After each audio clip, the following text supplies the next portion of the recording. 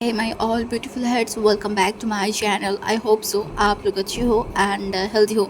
सो आज मैं फिर से आ गई अब सबके लिए विलन कैन बी लवर की नेक्स्ट पार्ट लेके. सो अगर आपको मेरी ये वाली स्टोरी अच्छा लगे तो प्लीज़ आप लोग मेरे चैनल को सब्सक्राइब करना, मेरी वीडियो पर लाइक करना, कमेंट करना, साथ में ज़रूर अपने फ्रेंड्स के साथ भी शेयर कर देना. ओके, तो ज़्यादा बात ना करते हुए चलो वीडियो स्टार्ट करते हैं.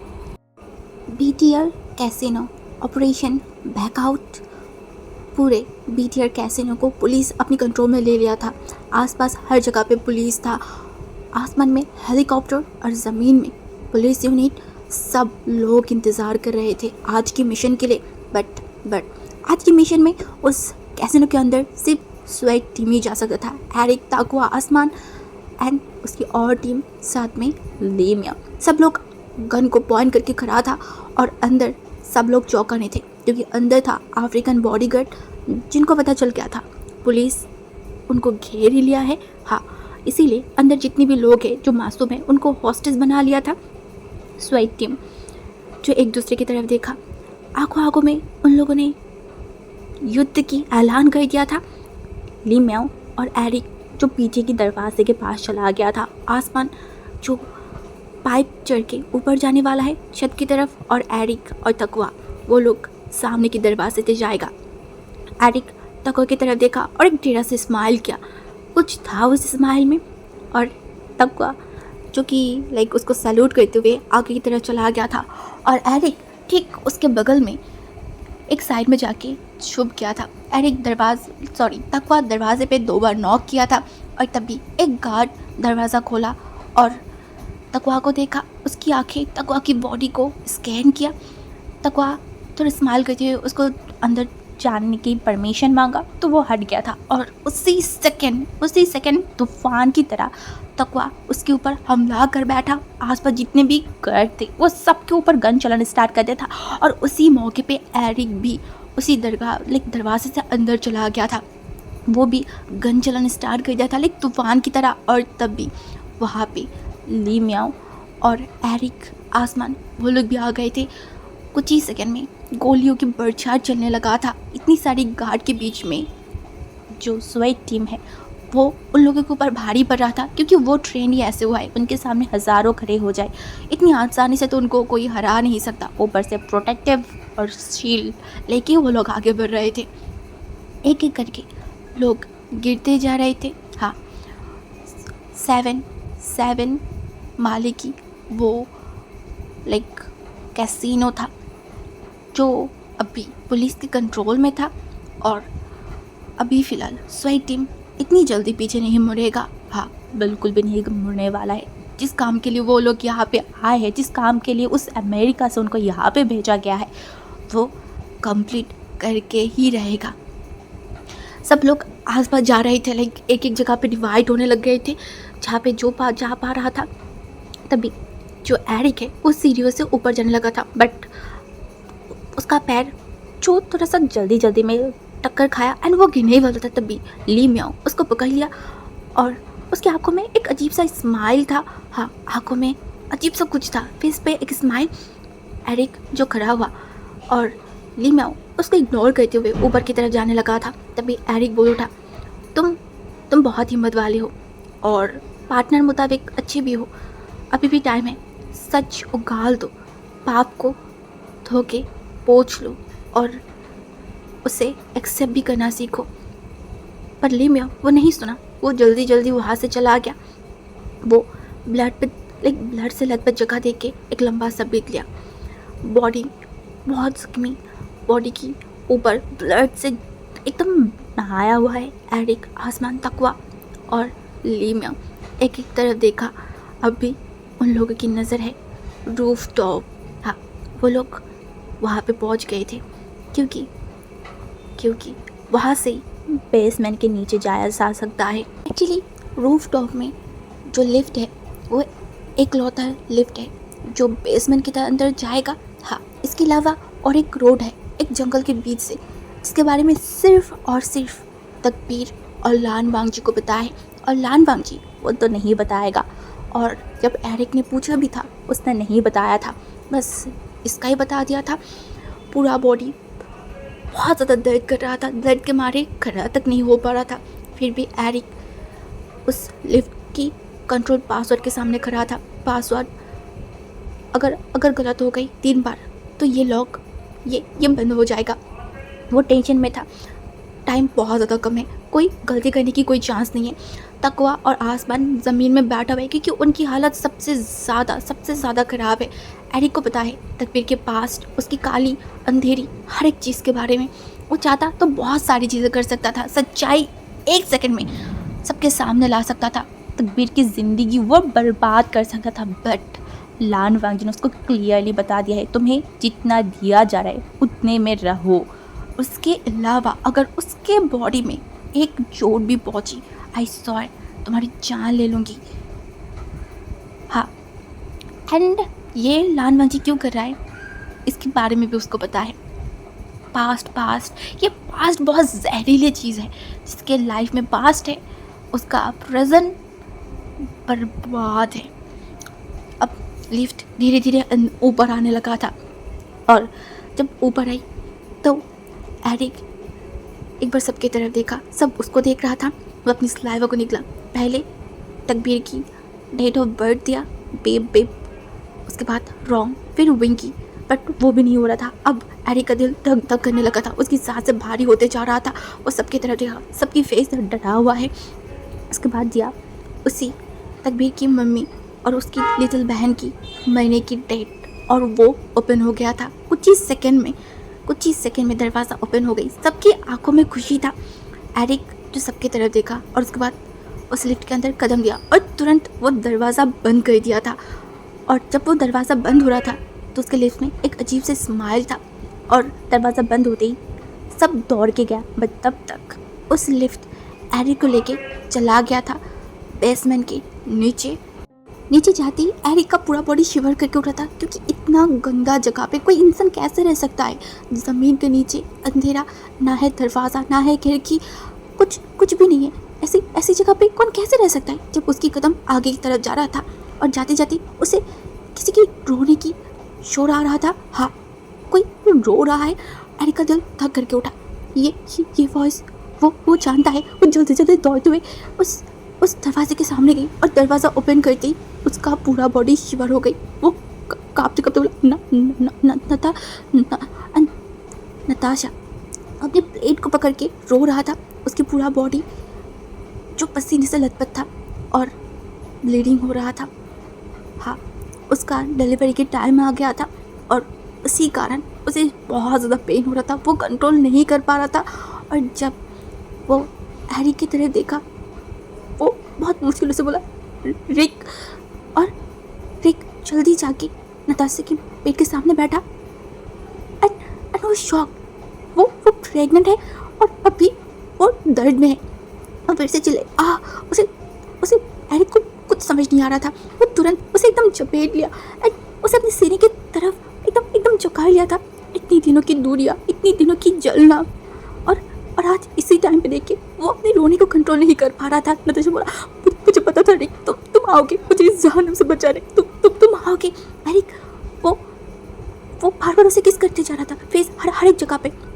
तभी नताशा कांपते बोला रिक, हमारी बेबी। रिक शॉक, एरिक उसकी तरफ देखा, बोला हमारी बेबी, हमारी बेबी, तुम उसको बचाओ प्लीज़। वो सह नहीं कर पा रहा था। रिक जो उसे क्या करे समझ नहीं आ रहा था। और अभी जो सिचुएशन है, अभी उसे जो करना होगा वो ही कर सकता है। वो तुरंत उसके पैरों के पास चला गया था जहाँ पे वाटर लीकेज बहुत पहले हो गया था और एक लंबा सा ब्रीथ दिया। एक्चुअली ये ट्रेनिंग भी उनको दिया गया था क्योंकि वो जिस स्पेशल फोर्स पे है वहाँ पे हर एक चीज़ को ट्रेनिंग दिया गया था कब कौन सा चीज़ हो जाए। इसीलिए उसे पता है कैसे नॉर्मल डिलीवरी किया जा सकता है। बट अपनी सबसे स्पेशल इंसान की डिलीवरी करना इतनी भी आसान नहीं है। और जब बच्चा अपना खुद की हो, बट वो अपने आप को संभाला और उस बंद कमरे में अंधेरे के बीच में एक छोटा सा रोशनी बन के उस दिन जन्म लिया था। एक नन्हा सा जान, हाँ एक मासूम सा जान। और एरिक तुरंत अपनी अंदर की जो टी शर्ट है उसे खोल के उस बेबी को जकड़ लिया था। उसे अच्छे से फोल्ड करके उस बेबी की तरफ देखा और धीरे धीरे वो नताशा के पास गई और उसे दिखाई। अब वो अपने आप को कंट्रोल नहीं कर पाई, वो रोने लगा। उस दर्द से नहीं, जब भी वो फील कराए इससे कि आज इतने दिनों बाद वो अपनी इंसान से मिला है और ये बच्चा अपने फादर को देख पाया है। मकड़ी की जाल की तरह हर एक जगह से तकबीर फंस चुका था, बंदी हो गया था। हाँ, रियान जिसका बॉडी एकदम बेचैन हो गया था, बहुत ज़्यादा ब्लीडिंग होने के कारण वो होश खो बैठा था। घने जंगल के बीच में ताज़े जो ब्लड है उसमें अब मक्खी बैठने स्टार्ट कर दिया था। हाँ, ब्लड सूख भी गया था। शायद तकबीर जो पूरे जंगल की तरफ देखा और फिर BTR कैसीनो की तरफ, वहाँ से धुआं उड़ रहा है, शायद अंदर आग भी जल गया होगा, सब कुछ खत्म। हाँ, वो महसूस कर पा रहा था उसके पाप की साम्राज्य यहाँ इसी वक्त ख़त्म है। वो जब भांजी ने बोला था तो वो दरबार लेकिन जंगल की तरफ दौड़ लगाया था, तब भी बहुत जोर से ब्लास्ट हुआ था और उसने महसूस किया था उस बेसमेंट की जो दरवाज़ा है उसमें कुछ हुआ है और आगे बढ़ता उससे पहले एक जाल आके उसको और रियान को एकदम जकड़ लिया था। हाँ, और जब वो लोग वहाँ से निकलने की कोशिश किया, रियान कुछ मूव करता तब भी एक गोली आके लगा था रियान के पैरों के बीच में और वहाँ से ब्लीडिंग होते होते उसका बॉडी बेचैन हो गया है। तकबीर आज एक शिकार की जाल में नहीं, लान वांगजी के जाल में पूरे के पूरे तरीके से फंस गया है। आंखों के सामने सब बर्बाद है, आग में जल के बर्बाद होते जा रहा है उसका पाप की बनाई हुई साम्राज्य, और वो देख पा रहा है, वो सब देख पा रहा है अपनी आंखों की तरफ। बट उसे इस बात का डर नहीं, ना घबराहट है, उसे डर है तो सिर्फ हुई वो शियान को लेके। अगर उसका वो डरावना सच अगर हुई को पता चलेगा तो वो क्या उसके पास लौट आएगा? क्या उसका पूरा भरोसा जो टूट गया है उसके बाद क्या वो तकबीर को कभी भी देखेगा, तकबीर की तरफ कभी भी मुड़ के देखेगा, कभी उससे बात करेगा? यही सारी चीज़ उसे अंदर ही अंदर तोड़ते जा रहा था। वो बदले की आग में जल के राख हो गया है, वो आज़ाद नहीं हो पाई इस बदले की आग से। हाँ, और ये आग, ये बदला धीरे धीरे उसे बर्बाद किया और उसकी स्नो वाइट से उसे दूर कर दिया है। बचपन से ही तकबीर का गाने की वॉइस बहुत अच्छा था और आज इस वक्त यहाँ से उसे गाने का याद आ रहा था, उसकी ज़िंदगी के ऊपर गाना। उसे मन नहीं किया यहाँ से जाने के लिए, अगर बर्बाद हो ही गया है तो और बर्बाद हो जाए। बस दर्द है तो शख्स को खोने की जिसे वो दिल से चाहा था, जिसके लिए उसके दिल में कुछ जलन सा महसूस होती है, जिसके खोने के डर से उसकी आंखों में आंसू आती है, सिर्फ उसके लिए वो मन में ही गाना स्टार्ट किया और आंखों में पानी।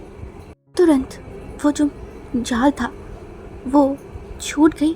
तकबीर जो नीचे गिर गया था, फिर एक कदम करते हुए वो आगे की तरफ जाने लगा।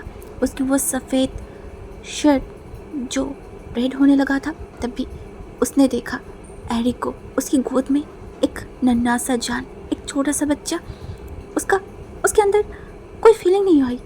अच्छा, तो यही वो मिशन है स्वेट टीम की। वो एक बार उस बच्चे की तरफ देखा और एक बार उस एरिक की तरफ देखा। उसे सब कुछ समझ आने लगा था। हाँ, वो उस बच्चे की तरफ देखा कि ये बच्चा तो वो नहीं चाहता था, ये बच्चे सिर्फ वो विंग के लिए चाहता था, विंग को हैप्पीनेस देने के लिए चाहता था, बस विंग के लिए। और अभी फ़िलहाल उसके अंदर डर सिर्फ और विंग को खोने के लिए है और कुछ भी नहीं।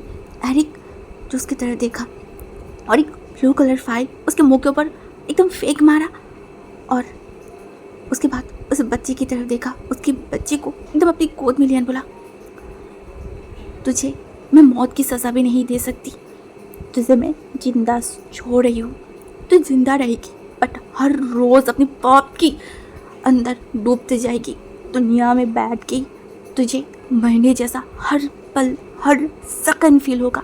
ये बोल के एरिक वहाँ से चला गया, लाइक काइंड ऑफ उसके मुंह पे थूक मार के। तकबीर उस फाइल की तरफ देखा और धीरे धीरे उस फाइल को ऊपर गया, उसके हाथ पैर कांपने लगा था। वहाँ पे दो रिपोर्ट था, एक डेथ सर्टिफिकेट और दूसरा डीएनए टेस्ट रिपोर्ट, उसका पूरा बॉडी काँप रहा था। रिपोर्ट पॉजिटिव है, हाँ पॉजिटिव। उसके बाद वो किसके साथ फाइट कर रहा था? हाँ, पूरा जिंदगी तो उसका झूठ था। उसके बाद वो कैसे उस दरवाजे की तरफ नहीं, उस रास्ते की तरफ पहुंचा, उसे भी नहीं पता। बारिश होने लगा था और वो जाके बीच सड़क में खड़ा हो गई थी। एक ट्रक आने लगा था, वो हॉर्न बजा रहा था, पर तकबीर सुनाई नहीं, हाँ वो सुन ही नहीं पा रहा था। तब भी किसी चिल्ला के बोला, सेव यार क्या करे आप, ये बोल के विंग दौड़ के गया और उसे दूर करने की कोशिश किया। हाँ थोड़ी दूर हो गया था, बट वो एक बार विंग की तरफ तक नहीं देखा था। उसकी आंखों में डर था। हाँ, और दूसरी तरफ कार के पास बांकी सख्त आंखों से बैठा हुआ और तकबीर को ही देख रहा था। बारिश बरने लगा था, रोड भीगने लगा था। विंग जो तकबीर को खींचने लगा था रास्ते से, उसे साइड में लेके जाने के लिए, पर तकबीर हिल तक नहीं रहा था, जैसे कि उसका पैर जम चुका है। ये आप क्या करें सेव यार, आप ऐसा नहीं कर सकते, क्या हो गया आपको, हटिए यहाँ से। विंग हर एक कोशिश कर रहा था, बट तकबीर वो हट ही नहीं रहा था। अब पागल हो गए क्या? हाँ, आप मरना क्यों चाहते? मुझे बहुत सारे क्वेश्चन आपको पूछना है। मेरी डैड की नाम उस फाइल में क्यों है? कुछ बोलिए ना। पर तकबीर वो गहरी सोच में था और विंग दूर से ये सब देख रहा था। उसकी आंखों में था तो गुस्सा। विंग फिर से तकबीर की तरह देखा और उसको झिंझोड़ते हुए बोला, सेव यार बताइए ना। तब भी फिर से एक ट्रक आने लगा था। उसकी रोशनी बहुत पास आने लगा था। विंग जो तकबीर को पुश करता वो नहीं कर पाई और उसी टाइम तकबीर को होश आई और वो विंग को धक्का मारा और वो ट्रक लिटरली तकबीर को टक्कर मारते हुए वहाँ से चला गया और तकबीर का सर जाके लगा एक पत्थर में। और उसके बाद उसकी वो गंदी ब्लड बारिश की पानी में बहते जा रहा था। विंग दौड़ के गया तकबीर के पास।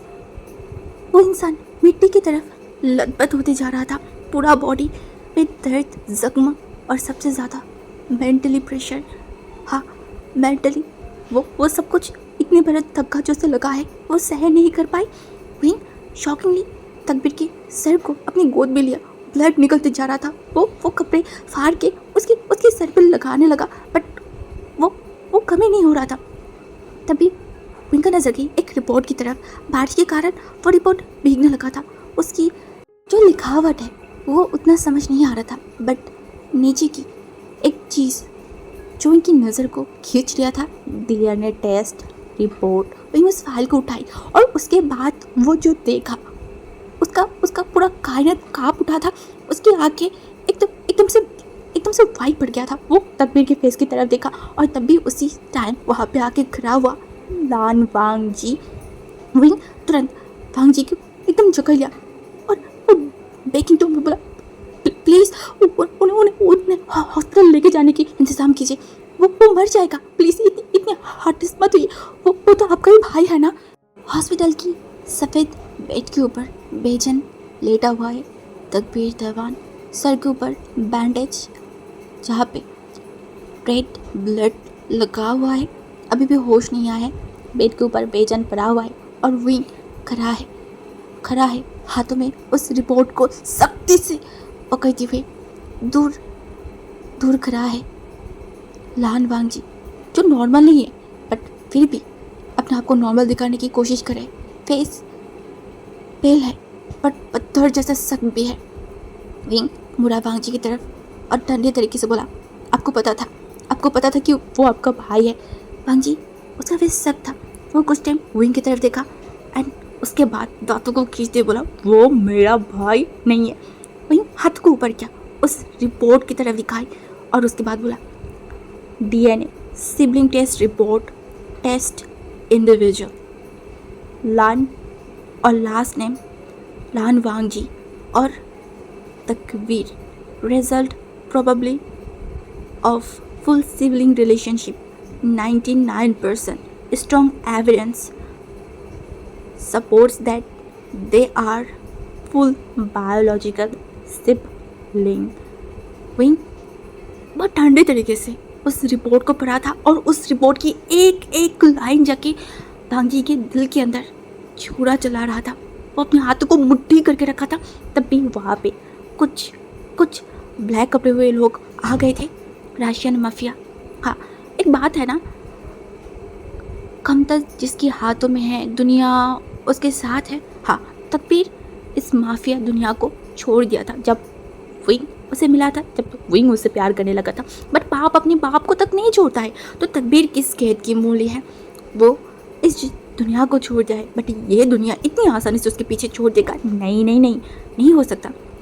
तब भी उनमें से एक इंसान सामने के खड़ा हुआ एंड बोला, hey dude, we have no issue with you, this time our personal matter, this is our personal matter, let's take him with us. Wang ji कोई जवाब नहीं दिया। विंग घबरा गई और दौड़ के तकबीर के पास जाता, तभी विंग उसके हाथों को पकड़ लिया था। विंग चिल्ला उठा और वो लोग अंदर जाने लगा था।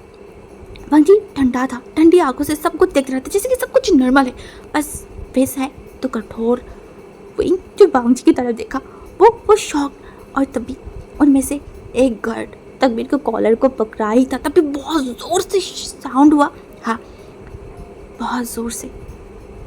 वांग जी उसके हाथ में उसके रिवॉल्वर था और वो शख्स ज़मीन पे गिरा हुआ था और वो गंभीर तरीके से बोला, don't touch him, he is my blood.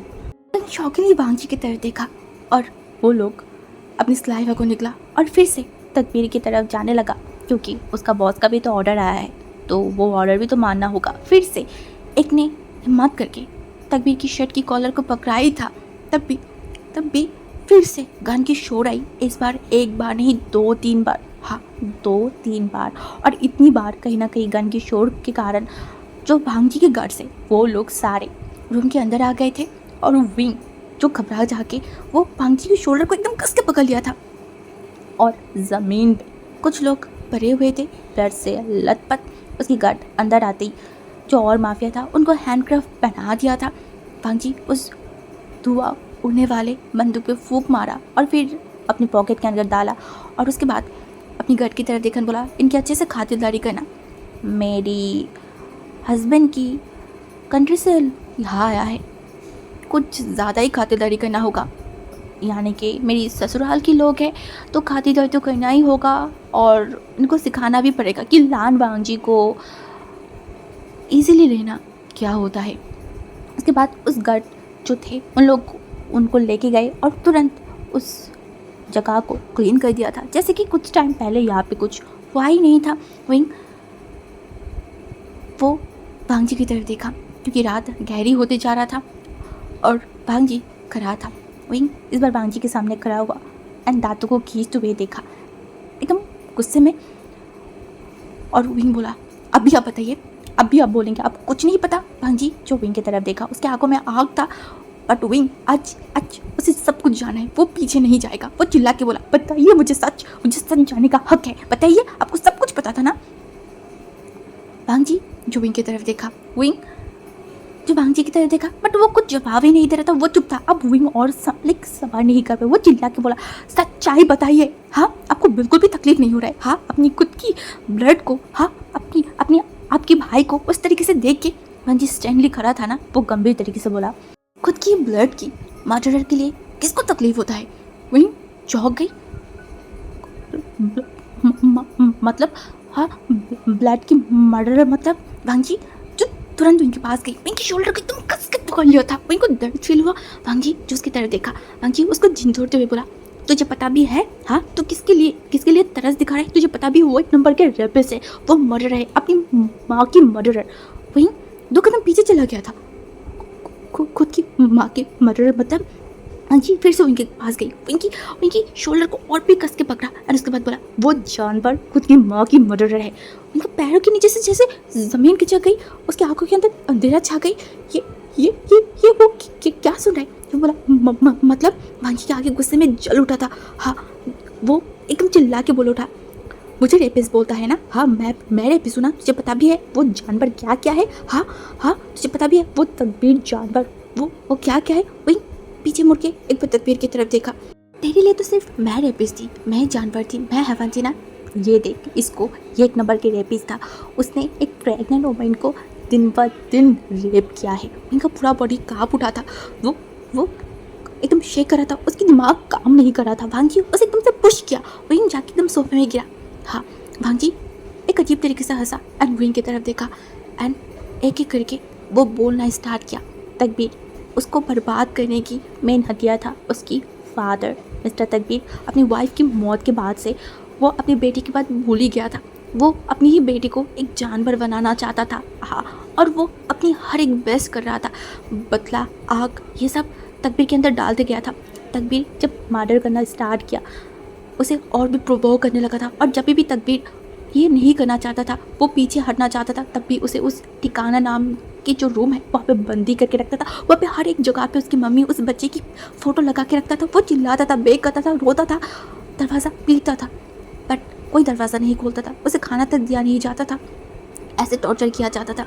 और जब तक वो मान नहीं लेता था, हाँ, वो अपनी फादर की बातों को मान तक नहीं लेता, तब तक उसे उस जगह से हटाया नहीं जाता था। और जब भी उसकी फादर को कुछ करवाना होता था, वो उसके अंदर वो जहर डालता रहता था। कैसे क्या हुआ, कितना दर्द हुआ, क्या किया है, वो सब कुछ।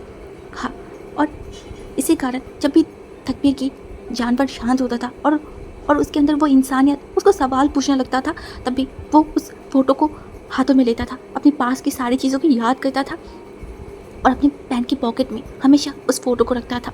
बट जब वो विंग से मिला, वो प्यार करने लगा, उसके वो जानवर दिल भी एक उसमें सॉफ्ट सा कॉर्नर आने लगा था, तो उस फोटो को वो दूर रखने लगा था। वो इन सब से दूर जाना चाहता था, बट इतनी आसान है क्या? नहीं, कोई भी चीज़ इतनी आसान नहीं होता है। इतनी आसानी से अगर सब कुछ हो जाता तो बात ही कुछ अलग होता। इनको प्यार करते करते या फिर वो अपने आप को सुधारने लगा था, हर एक जुल्म, हर एक पाप से दूर होने लगा था, उस फोटो को भी दूर कर दिया था, बट वो फिर भी चेंज नहीं हो पा रहा था, क्योंकि उसके अंदर की वो बदला उसे खाते जा रहा था। धीरे धीरे उसकी वो कितना भी अपने आप को बदल ले, बट उसके अंदर की वो आग की वो कम नहीं हो रहा था। हाँ, नहीं हो पा रहा था। उसे वो नताशा चाहिए था, और नताशा था वही पुलिस इंस्पेक्टर की बेटी जिसने उसकी मम्मी की रेप किया था उस दिन सबके साथ मिल के। हाँ, वही इंस्पेक्टर की बेटी नताशा था।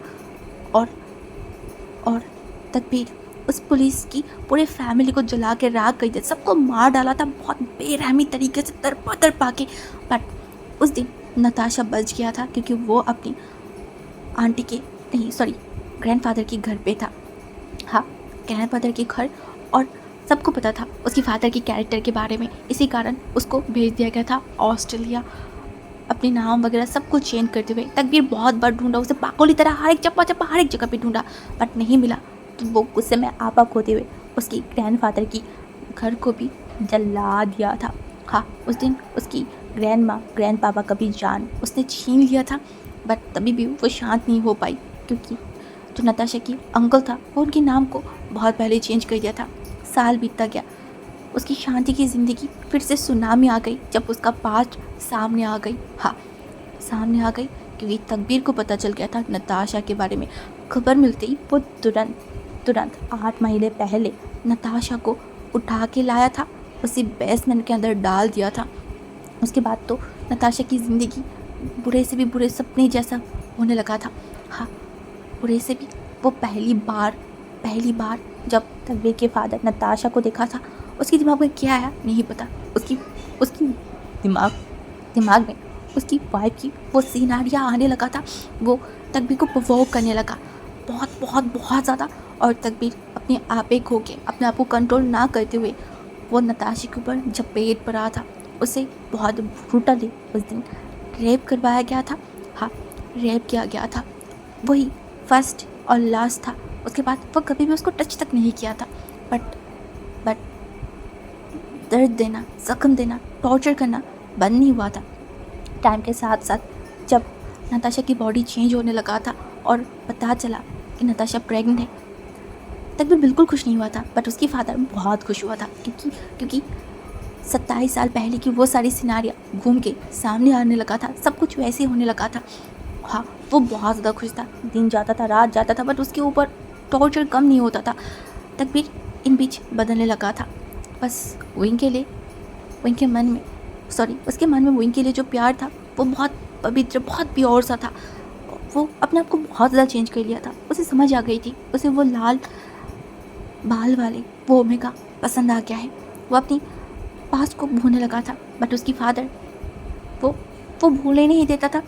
उस दिन फिर से उसे कुछ पिलाई और उसे प्रोवोक करने लगा, और वो फिर से बेसमेंट में गई थी और चपेट पड़ा था नताशा के ऊपर, और उसे मौत की खाई तक ऑलमोस्ट डाल ही दिया था।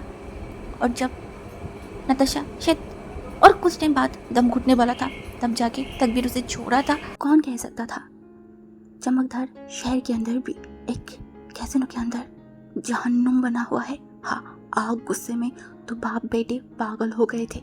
ये लोग बदले में इतना ज़्यादा खो गए थे कि इनकी आपा सब कुछ ये खो बैठे थे। बट तब तक खेल उनके हाथ में था जब तक वांगजी फील्ड में नहीं उतरे। और जब वांगजी खेलना शुरू किया, वो बाप बेटे समझ भी नहीं पाए थे कि कब हर एक चाल उनके अगेंस्ट जाने लगा था। बट क्वेश्चन यहाँ पे रह जाता है, वांगजी ये सब उसे कैसे पता चला? तो उस दिन की बात है जब वांगजी बीटीवी कैसीनो के अंदर एमके को ढूंढने के लिए वो कुछ कैमरा भेजा था। बट किस्मत शायद छुपी हुई राज खुद से बाहर आके बोलना चाहते थे, देख मैं राज हूँ, मैं पाप हूँ, अब दुनिया के सामने आना चाहती हूँ। हाँ, वांगजी उस दिन उस कैमरे को उस कैसीनो के अंदर भेजा था। उसका मकसद सिर्फ एमको को पकड़ना था, बट किस्मत शायद वांगजी के साथ बहुत ज़्यादा ही था। इसीलिए तो एक कैमरा पता नहीं कैसे बेसमेंट तक चला गया था, जो पॉसिबल ही नहीं था, बट वो पॉसिबल हो ही चुका था। बोलते हैं ना, तुम्हारी नियत अगर अच्छा हो तो समटाइम ऊपर वाला भी तुम्हारी साथ देता है। देता तो है। और उस दिन उस कैमरे में कुछ ऐसा रिकॉर्ड हुआ था जिससे तकदीर बर्बाद होने के कगार आ गया था। हाँ, उस दिन वांगजी देखा था उस वीडियो के अंदर नताशा को, और नताशा को देख के वो शॉक्ड हो गया था, क्योंकि उसे पहचानने में 1 सेकंड नहीं लगा था। और जब देखा नताशा प्रेग्नेंट, तो वो और भी शॉक था। एक्चुअली तकदीर के पास्ट सब कुछ वांगजी ने पता करवाई थी, और तभी वहाँ से उसे नताशा के बारे में पता चला था। बट नताशा को वांगजी बहुत ज़्यादा ढूंढ भी रहा था, हर जगह पे सर्च भी कर रहा था, बट उसे मिला नहीं। और जब मिला ऐसी हालत में, ऐसी जगह पे, क्या ही बोलेगा, मतलब वो बोल भी नहीं सकता है। उसके बाद नताशा के पास स्टोरी को चेक किया, और चेक करते वांगजी के दिमाग में आई कुछ और वो बुला लिया स्वेट टीम। हाँ, इतनी पैसे खर्च करके चाइना में बुलाई थी वो टीम। मकसद बस एक ही था। हाँ, एक ही था, और वो था नताशा को बाहर लाना। स्वेट टीम क्यों आया है, किस लिए आया है, ये एकदम ही राज था। बट इस राज के अंदर एक को पता था कि वो वहाँ पे क्यों आई है। और रही बात इस टीम के लीडर एरिक, वो तो नताशा की हस्बैंड है। एक्चुअली वो लोग यूनिवर्सिटी में सेम पढ़ाई किए थे। पहले परिचय हुआ, फिर दोस्ती, फिर प्यार, फिर शादी, सब कुछ अच्छा चल रहा था। नताशा जर्नलिज्म लेकर पढ़ाई कर रहा था, एरिक सीक्रेट एजेंट था। उनकी फैमिली लाइफ अच्छी ही चल रहा था। बट कभी भी एरिक ने नताशा की पास्ट के बारे में नहीं पूछा था, और ना कभी उसने बोला। प्यार बस इनाफ था। बट तब जाके सब कुछ डिस्ट्रॉय हो गई जब सडनली एक दिन नताशा गायब हो गई थी। एरिक पागल हो गया था, बार बार चाइना आ रहा था, ढूंढ रहा था यहाँ हुआ, बट कहीं नहीं मिल रहा था। हाँ, एक सीक्रेट एजेंट होने के बाद भी वो कहीं पे भी ढूंढ नहीं पा रहा था। बट वांगजी वो पूरे खेल को ही पलट दिया था। हाँ, पलट दिया था। जब वांगजी इस फील्ड में उतर आए थे, वो चाहता तो बहुत ईजिली नताशा को उस जगह से बाहर कर सकता था, बट वो नहीं किया। वो टेक्निक लगा के स्वेट टीम को तकदीर के अगेंस्ट कर दिया था और उसे बिजी रखा। एंड इसी सारी चक्कर में वो विंग के पास गया। धीरे धीरे विंग को सख्ती बनाई, विंग के ऊपर टॉर्चर करने लगा था। विंग को मेंटली फिजिकली बहुत बार उसने हार्म पहुंचाया था। कभी कभी ऐसे हरकतें भी करता था जिससे विंग टूट जाता, फिर से खराब होता था, फिर से। हाँ, इसीलिए वांगजी करता था जैसे एक ही बार में जब उसे हर एक सच्चाई पता चले, वो टूट ना जाए, वो बिखर ना जाए। और इसीलिए तो वो लान वांगजी सब कुछ सही करने के बाद भी, सही होने के बाद भी, वो बार बार उनकी आंखों में गंदा, नफरत, जानवर, रेपिस्ट बनते गए। बट वो क्या वांगजी केयर करता है? उसका मकसद था उनको स्ट्रॉन्ग बनाना, और वो वही कर रहा था। और तकदीर का वो डार्क वो सब कुछ एक एक करके पर्दे की तरह वहीं के सामने खुलते जाएगा। वांग जी का बस प्लान यही था और इसी कारण वो स्वैग टीम को काम पे लगाना शुरू कर दिया था। उनका काम था वांग जी स्वैग टीम का काम था तकबीर की हर एक छुपी हुई राज को धीरे धीरे सामने लाने की। इस तरीके से सांप भी मरेगा, लठी भी नहीं टूटेगा। हाँ, एरिक पागल था नताशा के लिए। वो हर एक जगह पे उसको ढूंढने की कोशिश कर रहा था। और एक दिन वांग जी का कॉल आई एरिक के पास। वांग जी को पता था एरिक बहुत डरावना है, इसीलिए पहले ही वो वादा किया था। वो ये था कि तुम तकबीर के हर एक पास को सामने लाओगे, इनके सामने लाओगे। हाँ, बट मैं छुप के रहूँगी और तुम्हें नताशा मिलेगा। हाँ, मैं प्रॉमिस करती हूँ तुम्हें वो मिलेगा। बट सबसे मेन बात, तुम तकबीर को नहीं मारोगे। उसके बॉडी से एक खून तक नहीं निकलना चाहिए। पहले तो एरिक ये मानना नहीं चाहता था, वो गुस्से में था, वो पागल होते जा रहा था। बट वांग जी के आगे उसे झुकना पड़ा, वांग जी की बातें उसे मानना पड़ा था, क्योंकि वांग जी अकेला शख्स था जो उसे बता सकता था। और धीरे धीरे स्वैग टीम अपना काम में लग गया था। हाँ, लग गया था तकबीर के पास्ट को ढूंढने के लिए और धीरे धीरे उसकी हर एक अंधेरे छुपी हुई वो राज को बाहर लाया। वो इनके पास छुपने लगा था। पहले वांग जी सोच में पड़ गया था वो इन कैसे रिएक्ट करेगा, इतनी बड़ा धक्का वो कैसे सहेगा। बट सच्ची तो लाना ही था ना एक दिन सामने। हाँ, क्योंकि तकबीर के पाप बहुत ज़्यादा था और एरिक वो उसके पाप को बाहर लाने की कोशिश कर रहा था। तकबीर बेचैन हो गया था, क्या करे कैसे करे उसको समझ नहीं आ रहा था। वो गलती करने बैठा कर रहा था। एक दिन एरिक को पता चला नताशा कहाँ है। वो चाहता तो उसे उसी दिन वहाँ से ला सकता था, बट वो इंतज़ार किया वांग जी के ऑर्डर की, क्योंकि वांग जी ने उसे भरोसा दिलाई थी कि अब उसके ऊपर कोई टॉर्चर नहीं होगा, क्योंकि तकबीर के फादर को वो पहले ही ख़त्म कर चुका है।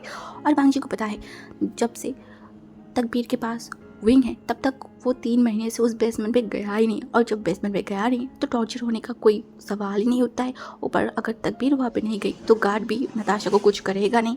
हाँ, नहीं करेगा। ये चीज़ वांग जी को बहुत अच्छे पता था। वो इंतज़ार कर रहा था। एक टाइम आई जब एरिक अपनी मिशन को कंप्लीट किया, तकबीर की वो सारी छुपी हुई पास को, उस भयंकर हर एक काम को सामने लाई और अंधेरे को फाड़ के रोशनी की तरह सब कुछ बाहर आ गई। और रही बात उस बच्चे की बात को, उस दिन वांग जी ने बोला था जिसको तुम अपने बच्चा सोच रहे हो, क्या उसकी बॉडी में सच में तुम्हारी खून है ना? इस जवाब के पीछे भी छुपा हुआ है एक डरावना राज। हाँ, जो तकबीर कभी सोच भी नहीं पाया था। ये बच्चा एक्चुअली था एरिक का। ये वांग जी को कैसे पता? एक्चुअली जिस दिन नताशा को किडनैप किया गया था उससे पहले उसे पता चला था उसके अंदर एक जान है। वो बहुत सारी चीज़ महसूस कर पा रहा था। वो क्लिनिक गया था, टेस्ट करवाई, और जब पता चला वो बहुत ज़्यादा खुश हो गया था। उसे सोचा था कि वो चीज़ सबसे पहले वो एरिक को बताएगी, उसको एकदम सरप्राइज़ कर देगी। बट एरिक तब इराक में एक मिशन के लिए था। उस दिन जब वो क्लिनिक से बाहर आई और तभी उसे किडनैप कर गया था और सच छुप गया था। उसके बाद वो बोल ही नहीं पाई। और जब वांग जी सारे रिपोर्ट वगैरह चेक किया तो उसे पता चला सच्चाई के बारे में। हाँ, सच्चाई के बारे में। एक्चुअली नताशा कहीं ना कहीं जानबूझ के भी बोला नहीं था, क्योंकि वो डरा हुआ था अगर इन जानवर को पता चला तो शायद वो लोग उसके बच्चे को टॉर्चर करेगा, मार देगा, इसीलिए वो चुप था। बट सबने सोच लिया था कि वो बच्चा तकबीर का ही होगा।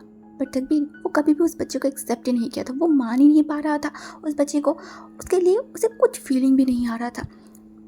तब तक जब तक विंग अपने बच्चे को नहीं खोया था, विंग पागल हो जैसा बिहेव नहीं करने लगा था।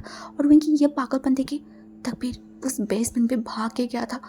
वो सोच गया जब विंग इतना बच्चे के लिए बेचैन है तो वो विंग को बच्चा देगा, विंग की खाली को वो पूरा करेगा, विंग को इस ट्रॉमा से बाहर लाएगा। हाँ, वो नन्हा बच्चा वो तकबीर विंग को देगा। हाँ, विंग को देगा और इसके बदले में विंग उसके पास आ जाएगा, विंग उसे ढेर सारी प्यार करेगा।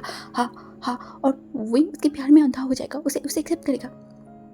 बट क्या प्यार कोई शायद कोई चीज़ से होती है क्या प्यार को खरीदा जा सकता है? नहीं जा सकता। प्यार एक अलग सा फीलिंग होती है जिसे फील किया जा सकता है, जिसे तुम पैसे से तोल नहीं सकते। शायद ये चीज़ तकबीर दवान भूल चुका था। धर्म से कुछ गिने की शोर हुई। वांग जी पीछे मुड़ा तो वहीं ज़मीन पर बैठा हुआ था, उसके सर नीचे, आंखों में आंसू था, बट एक बूंद आंसू भी वो नीचे गिने नहीं दे रहा था। अपने आप को कंट्रोल कर रहा था, कोशिश कर रहा था। वो मासूम सा ओमेगा वो कंट्रोल नहीं कर पा रहा था। वो ब्लड आंखों के साथ उस बेड की तरफ देखा जब भी तकबीर की पैर दिखाई दे रहा था। फिर वो वांगजी की तरफ देखा। वांगजी घुटनों में उनके पास आई एंड बोला, राइट उठो। उनका पूरा बॉडी थर काँप रहा था, पूरा फेस सफ़ेद भर गया था। वो उसका पूरा बॉडी थर काँप रहा था। वो खड़ा होने की शक्ति उसको नहीं था। वो अपनी सलाइवा को निकला। वो वांगजी की तरफ देखा। उस फेस पे ना गुस्सा था, ना हंसी था, ना नफरत था, कुछ भी नहीं था। एक ठंडी वहीं बहुत देर में से बोला, वो पूरा खत्म कीजिए। वांगजी वहीं की तरफ देखा, कुछ नहीं ब्रेक निगाहों से। वहीं फिर से देखना बोला, आप दोनों के बीच में ब्लड रिश्ता है, वो आपका भाई है। वांगजी वहीं की तरफ देखा। अच्छा, कोई भी चीज़ वो छुपाना नहीं चाहता है। ये छुपान की खेल बहुत हो गया है। वो एक लंबा सा ब्रेक लिया। चलो पास की कुछ रहस्य को आज ओपन किया जा सकता है। जा तो सकता है। वांगजी फिर से एक कहानी बोलने लगा। हाँ, ब्लड रिलेटेड कहानी, एक गहराई कहानी। वांगजी और तकबीर की पास्ट बहुत अलग था, बट वो लोग एक ही माँ की कोख से जन्मी हुई तो बच्चा है। वांगजी के जन्म से पहले उसका एक ब्रदर इस दुनिया में आया था, बट वो मरा हुआ था। हाँ, वो तो यही सुना था। उसकी मम्मी उस बच्चे का नाम रखा था लैन शीचैन। उसका मम्मी बहुत खुश था। सबसे पहली बार वो प्रेग्नेंट था, माँ होने वाला था। खुशी कुछ बहुत अलग ही था। बट उनको पता चला था कि वो बच्चा मर गया है, बट वो मरा नहीं था, वो एक्सचेंज हुआ था। उस दिन मिस्टर दवान अपनी वाइफ को हॉस्पिटल में एडमिट किया था, और सेम हॉस्पिटल में भी मिस्टर लैन को भी मिसेस लैन को भी एडमिट करवाया गया था। और एक ही दिन में एक ही टाइम पे 2 बच्चे जन्म लिया था, एक मरा हुआ, दूसरा जिंदा। मिस्टर धवान को पता था उनकी वाइफ जो वो बहुत ज़्यादा ट्रोमाटाइज है, और अभी अगर उनका बच्चे के बारे में पता चलेगा तो वो सहन नहीं कर पाएगा। उसी रात को उन्होंने अपनी वाइफ को खुशी करने के लिए बच्चे को एक्सचेंज कर दिया था। रात के अंधेरे में किसी को भी उस चीज़ को पता नहीं चला था, और ना वांगजी को उस चीज़ के बारे में पता था।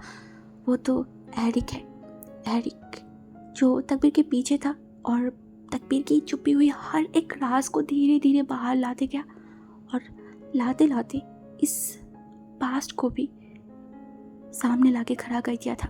एक्चुअली वांगजी वो डिटो अपनी फादर जैसा बना था, बट तकबीर वो कहीं ना कहीं उसकी मम्मी जैसा बना था, मिसेस लैन की तरह सुंदर और बहुत अलग सा।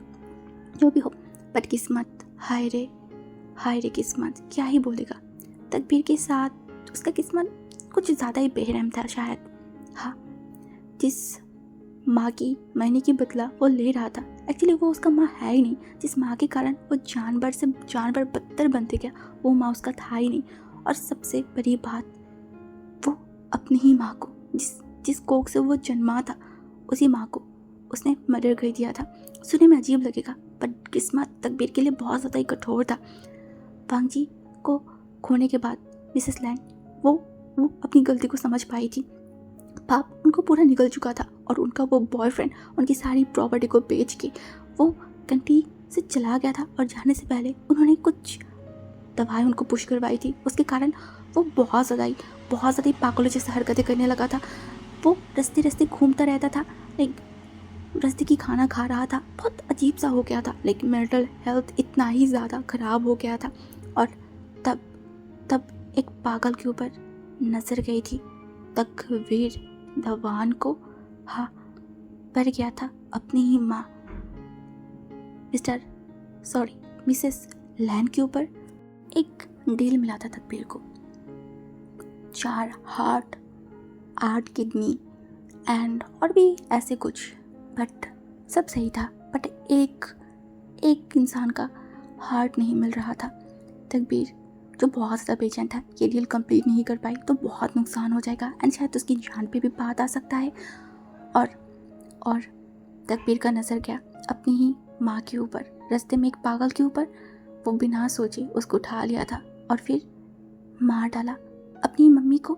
हाँ, मार के उनकी हार्ट को, उनकी किडनी को निकाल के सेल कर दिया था। दुनिया में ये माँ जो अपनी ही बच्ची के हाथों में मर गया था, एक्चुअली पाप है ना, पाप उनको भी जगा लिया था। और तकबीर का पाप इतना था कि वो अपने ही हाथों से अपनी ही माँ को मार दिया था। दोनों तरफ से दोनों ही पापी को सज़ा मिला था, पता नहीं। ये बात सच है। तकबीर दावा ने अपनी ही माँ को अपने ही हाथों से चंद पैसे के लिए मार दिया था। तभी किसी के टूटी हुई वॉइस के साथ सुनाई दिया, मैं अपनी माँ की मर्डरर हूँ। उस वॉइस टूटा हुआ था, बिखरा हुआ था। वांगजी मुड़ के देखा तकबीर की तरफ। तकबीर बैठा हुआ है, उसकी आंखों में आंसू है। वांगजी तुरंत तकबीर की तरफ देखा। तकबीर की आंखों से कंटिन्यूसली आंसू गिरते जा रहा था। आज वो एक ऐसी सच्चाई के सामने खड़ा हुआ है जो वो नहीं होना चाहता। दोनों ही भाई एक दूसरे के आमने सामने खड़ा है। हाँ, खड़ा है, एक दूसरे को देख रहा है। जन्म के बाद तो बिखर गए थे और अब जब सामने है तो दुश्मन बन के। क्या दुनिया इतना ही क्रूर बनना जरूरी था? तभी तकबीर के गालों पे बहुत जोर से स्लैप हुआ। तकबीर जो बस शांत था, वो पुतले की तरफ विंग की तरफ देखा। विंग का पूरा बॉडी कांप रहा था। वो चिल्ला के तकबीर की शर्ट की कॉलर को पकड़ने बोला, आपने अपनी हमारी बीच की शर्ट को तोड़ा है, अपनी दोस्ती की शर्ट को तोड़ा है, आपने धोखा दिया है। क्यों? तकबीर अपनी दुनिया में नहीं है। उसके दिमाग में वांगजी की सारी बात घुस रहा है। उसका होश पहले आ गया था। वो सारी बातें सुना। अब उसके अंदर, उसके गले में कांटे जैसा लग रहा है। उसे लग रहा है कि किसी ने उसे जहर पिला दिया है। उनका हाथ कांप रहा था। वो कांपते कांपते फिर से उसके हाथ ने शर्ट को पकड़ा। ग्रोथ, डिसअपॉइंटिंग, ऐसे बहुत सारी चीज़ें था। वो देखने बोला, आप तो सब सच बोल रहे थे ना? हाँ, आप तो पुलिस के सामने भी जाने वाले थे ना? फिर झूठ क्यों बोला? हाँ, ये आप थे, ये आपका झूठा था। दिन ब दिन मुझे झूठ बोलते गए। वहीं रो रहा था, वो हिचकियाँ ले रहा था। अभी भी चुप क्यों है? हाँ, कैसे आप एक ओमिका के साथ ऐसे कर सकते हैं? कैसे एक माँ से अपनी बच्ची को छीन सकता है? हाँ, बताइए ना। वहीं अपने आप को संभाल नहीं पा रहा था। उसके अंदर ये सारी दर्द उसे हावी कर रहा था। दूसरी तरफ तकबीर, उसके आंखों में आंसू था। उसका पाप आंसू से निकलते जा रहा था। उसे बहुत ज़्यादा अपराध बोध फील हो रहा था, दर्द हो रहा था, मरने का मन कर रहा था। बताइए, आप इतनी बड़ी विश्वासघात मेरे साथ कैसे कर सकते हैं? हाँ, आपने धोखा कैसे दिया? दिन ब दिन आपने मुझे धोखा दिया है। हर एक चीज़ आप मुझे बताते गए और आज आपकी ये कड़वी सच्चाई के सामने मुझे क्यों होना पड़ा है? हाँ, क्यों? मैंने तो आपको सेवियर समझा था ना, मैं तो आपको महान समझती ना, तो मेरी भरोसा तोड़ना क्या इतनी ज़रूरी थी? हाँ बताइए। तकबीर जो सडनली विंग की तरफ देखा, ब्लैडी आंखों के साथ विंग की तरफ देखा और बहुत धीमे से बोला, तुम आज रेड पहने हो विंग, तुम बहुत ज़्यादा सुंदर लग रहे हो। अगर आज मौत भी आ जाए ना, तो मैं तुमसे अपनी नज़र को हटा नहीं पाऊंगी। पूरे रूम में बहुत जोर से स्लैपिंग की शोर हुआ।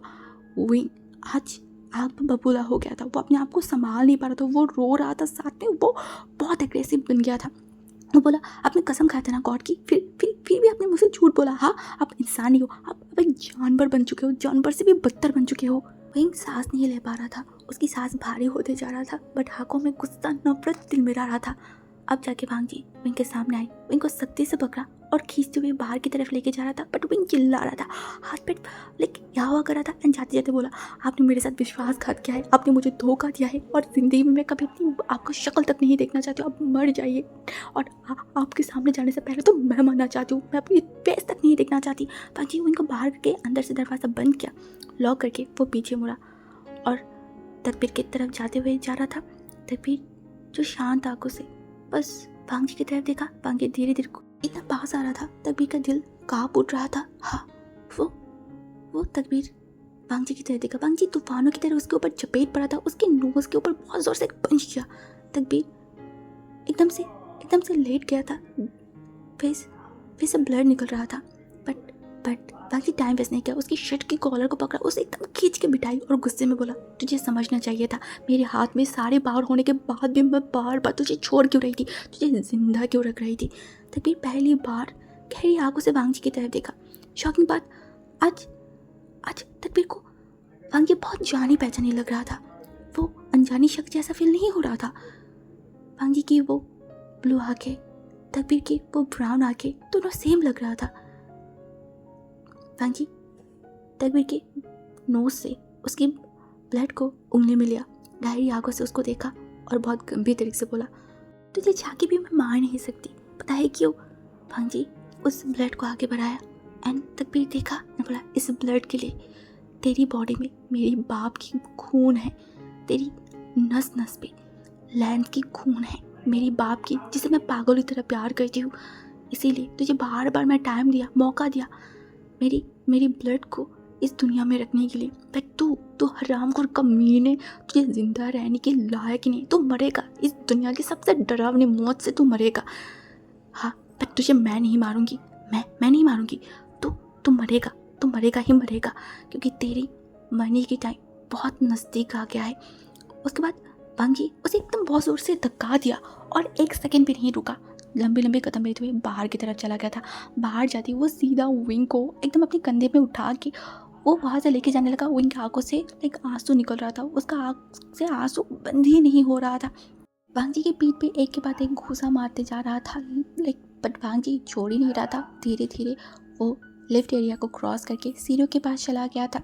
हाँ, ऐसे तो वो अगर लिफ्ट जाता तो जल्दी जा सकता था, बट वो अल्फ़ा है और अल्फ़ा है हमेशा मौका ढूंढता रहता है। हाँ, ऑफ कोर्स एक तो उसका हस्बैंड उसे ढेर सारी शर्ट दे के रखा है, छू नहीं सकते, ये नहीं कर सकते। तो बांगी ने सोचा कि चलो ये अच्छी मौका है, इसको थोड़ा ज़्यादा छुआ भी जाएगा, थोड़ा अच्छा भी होगा। इसलिए तो वो धीरे धीरे नीचे की तरफ जाते जाते वो बोल उठा, रेड जान विंग, जो हिल रहा था। और तभी वो अपनी नोज़ को रफ करते करते बोला, बांगी बहुत शांत तरीके से बोला, चल तीसरी बार शादी कर लेते। इस बार तेरी बातें सुन के, तेरे नियम मान के और तेरी मर्जी से शादी करूँगा। विंग की नोज़ पे पानी था, वो लिटरली बांगी की शर्ट पे वो नोज़ को रफ करने लगा था और उसी तरीके से बोला। उसके बाद बांगी का पूरा बॉडी अचीव करके उठा, उसे बहुत घिन आ रहा था, बट फिर वो विंग को कंधे से सीधा अपनी बाहों में ले आई एंड विंग की तरफ देखा और फिर उस इरिटेटिंग या फिर उस चीज़ को इग्नोर करते हुए विंग की उस रेड बालों पे अपनी नोज़ को रफ किया। उसके बाद बोला, एक अच्छा सा घर बसाएंगे, उसके बाद दोनों एक संसार में बंदी बन जाएंगे, एक माया में। डरना मत, इस बार छोड़ के नहीं जाऊंगी, गायब नहीं होंगी। इनका पूरा बॉडी अजीब से दर्द करने लगा। वो बांगी की तरफ देखा, बोला, तो आप फैमिली बसाने वाले इंसान हैं, घर बसाने वाले। बांगी विंग को कार की तरफ लेते जाते हुए बोला, जहाँ पे पूरा तुम्हारी अंदर मैं डूब चुकी हूँ, वहाँ पे बस ये फैमिली बसाना, ये संसार का नहीं, ये क्या ही होगा। नहीं, मैं आपसे ब्रेकअप कर लूँगी। बांगी रुक गई, विंग की तरफ देखा, विंग अपने लिप से बाइट किया, उसने गलती से गलत वर्ड बोल दिया है। बांगी जो विंग की तरफ देखा, हंसा एंड विंग की गलती को सुधारते बोल उठा, व्हाट ये breakup, we will end up breaking bread. उसके बाद विंग के पेट पे एकदम बटरफ्लाई गिरने लगा था। उसे बहुत शर्म भी आ रहा था। वो बांगी की पीठ पे बहुत जोर से घूसा मारा। उसके बाद बोला, शेमलेस कही के जुबान पे लगाम लगाइए। बांगी देखा और उसके बाद बोला, जुबान पे लगाम नहीं, लिप्स पे लिप्स लगाया जा सकता है, तुम चाहो तो कर भी सकते हैं। well you allow me to do this। Wing चिल्ला के बोला, कभी नहीं, गंदे इंसान कही के। छी रेड, ऐसे गंदी मत मुझे बोलो, मैं एकदम फ्रेश थी। तुम खुद ही तो मुझे टेस्ट किया था, हाँ, सहन भी तो किया था। अब अगर चाहो तो हम हमारे बीच के सारे वादे शर्त को तोड़ के प्रैक्टिकल लाइफ पे भी दिखा सकती हूँ। ऐसे मैं बहुत फ्री हूँ। विंग लिटरली उसका कान गर्म होने लगा था। वो बोला, रुकिए अब, शेमलेस परवर्स इंसान कही के। बांगी एक अजीब तरीके से स्माइल किया और तुरंत कार में बैठ गया था। ड्राइवर कार स्टार्ट कर दिया था, उसका तो हिम्मत भी नहीं है पीछे मुड़ के देखे। बांगी विंग को बिठाते ही विंग तुरंत थोड़ा पीछे चला गया था, बट बांगी वो विंग की तरफ देखा एंड तुरंत विंग के कानों के पास गई और बहुत धीमे से बोला, मुझे पता है रेड, अभी जो मैं फील कर रही हूँ तुम भी वो फील कर रहे हो, तो फिर चलो ना आसपास कोई होटल रिसोर्ट बुक कर लेती हूँ, क्या बोलते हो। उसके बाद विंग लिटरली बांगी को धक्का मार के गुस्से में बांगी की तरफ देख गया और बांगी उसको आँख मारा। विंग तुरंत कार के दरवाजे के एकदम पास जाके बैठ गया था और लंबे लंबे ब्रीथ लिया और बोला, मैं आप जैसे परवर्ट शेमलेस इंसान को ज़िंदगी में देखा है, मेरी ज़िंदगी की सबसे बड़ी पाप है आपसे शादी करने का। तो फिर चलो आज के पार्ट मैं यहाँ पे स्टॉप करती हूँ। एक्चुअली आज के पार्ट बहुत ज़्यादा बुरा है, तो मैं आधा कंप्लीट किया है और आधा नेक्स्ट पार्ट मैं नेक्स्ट टाइम या फिर नेक्स्ट पार्ट में करूँगी। और रही बात इस स्टोरी की सबसे बड़ी मिस्ट्री, जो पहली टाइम से लेकर अब तक मुझे पूछा जाता था कि दी आप क्यों ज़्यादा तकबीर के पार्ट को शेयर करते रहते हो, क्यों दिखाते रहते हो, इवन तकबीर एंड बांगी के बीच में रिश्ता क्या है, वो लोग ऐसे क्यों है एक दूसरे के पीछे के, ऐसे बहुत सारी क्वेश्चन मेरी डीएम में एंड उसके बाद कमेंट्स में आता रहता था। तो होप सो कि आज की बात देख के आपको समझ आ गया है कि इन दोनों के बीच में प्रॉब्लम क्या है एंड रिश्ता क्या था, क्या है एंड आगे क्या होगा। अब वही देखने की बाकी है। जब तकबीर को आज पहली बार सच्चाई पता चला है तो वो कितना ज़्यादा हैंडल कर पाएगा एंड आगे वांगजी क्या करेगा। जो भी करेगा, जैसे भी करेगा, वो तो हमको देखने को मिलेगा ही। और आज की बात कैसा लगा है प्लीज़ आप लोग कमेंट पे मुझे ज़रूर बताना। ओके, सो बाय बाय।